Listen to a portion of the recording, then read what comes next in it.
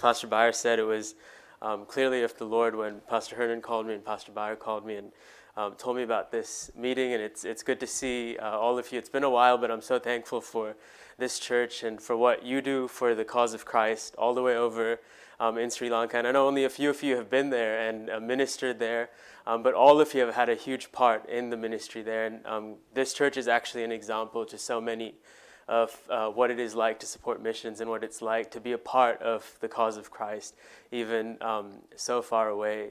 You know, I was reading the book of 2 Chronicles yesterday. In chapter 2, it talks about Solomon and his desire to build something. And his desire was to build something pretty incredible, something pretty huge. And in fact, in verse 1 of chapter 2, it says, "And Solomon determined to build a house for the name of the Lord." And as I stand up here this evening, I think about the fact that there are so many people in this room that have this determination, as Solomon did, to build something, not for your name and not for my name, but for the name of the Lord. And because of that, we're gathered here tonight.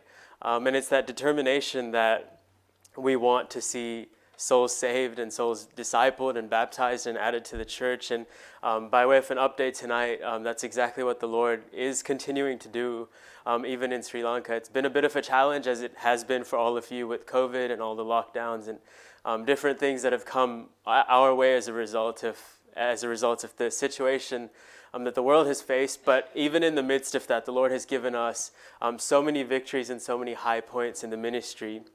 And I can think about how the Lord has reorganized people, even that are serving in Sri Lanka, as far as transitions go, to have more of an influence up in the mountain areas and to strategize how we reach the capital city. I think about the teens and the young adults that the Lord has allowed us to invest in and to be a part of. And we haven't gotten to do this as much as we'd like, but we started a few weeks of soul winning even this year before they shut that down again. And even in just those few weeks, we saw souls saved that have come to the church and been baptized and are being discipled by people. And I can, list a few names of people and give you their stories, but all of their stories can come back to your influence all the way from here, back to Colombo, Sri Lanka. You might know or remember from a few years ago when your pastor came over, about the national pastors that he visited and preached at. And all of them are doing well. It's been a challenge for them because technology and Wi-Fi, it doesn't work as well up where they are in the mountains. But their churches are still growing, and they're seeing people, 4, 8, 12 people saved when they go out on soul winning on Fridays up in the mountains. And so we praise the Lord for that. And we were able to have a prayer conference with those national pastors as well. And we snuck one of them out of an isolated area, and the rest of us, we were fine to go up. And it was just a good time of encouragement to all of us, but especially to them, because they're kind of all alone up where they were sent to serve. And so it was a blessing to them. But as I was reading through 2 Chronicles chapter 2, I noticed that in verse 5 it says, "And the house which I build is great." This is Solomon saying, "The house which I build is great, for great is our God above all other gods." And I thought about the fact that it's not just this determination, but what we desire to build even tonight is something great, because what we have in God is so much more than what other people have and what they believe. And as you drive through Sri Lanka, perhaps in your mind tonight, and see the statues every 20 meters, whether it be a Buddhist statue or a Hindu statue, or whether it be a mosque that has the chanting going off way too loud in the middle of a day, you will see people that are given to other gods, but our God. And the greatness of our God and the truth that we know about our God leads us to want to build something for him that can outlast what any of them believe their lives really count for, which then leads to the desire which I see Solomon talk about in the next verse, where he says, "But who is able to build him a house, seeing the heaven and heavens of heavens cannot contain him? Send me now therefore a man cunning."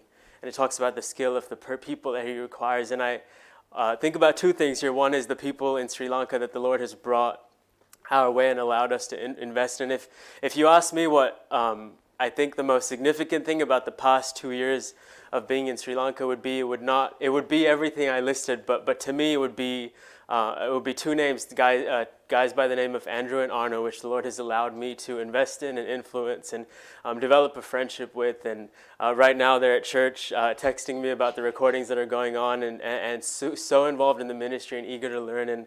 And one of them's committed to full-time ministry, the other is praying about it. And I'm just so thankful to the Lord for allowing them to jump in and be at church every day of the week, and to jump into not only wanting to be a part of making the church look better and cleaning the church, but also outreach and getting out there and doing their part. And so I really appreciate the fact that the Lord has given us that. But as I also think about the fact that God's asking for people, I think about you, because none of that would be possible without the Lord giving your pastor this church, and the Lord allowing you to be a part of the mission in Sri Lanka. And so I'm really thankful that God's given us a determination, but He's given us this incredible motivation that He's way better, and He's a great God that we can serve. And then He's given us this call to have people to come alongside us and serve Him with. And I really thank the Lord for your influence and your investment in my life and in the field of Sri Lanka. And I pray that as the years go on, that the Lord would show us something that He has allowed us to build for His name and His glory alone. Thank you very much. I really hate that we have to keep those short, to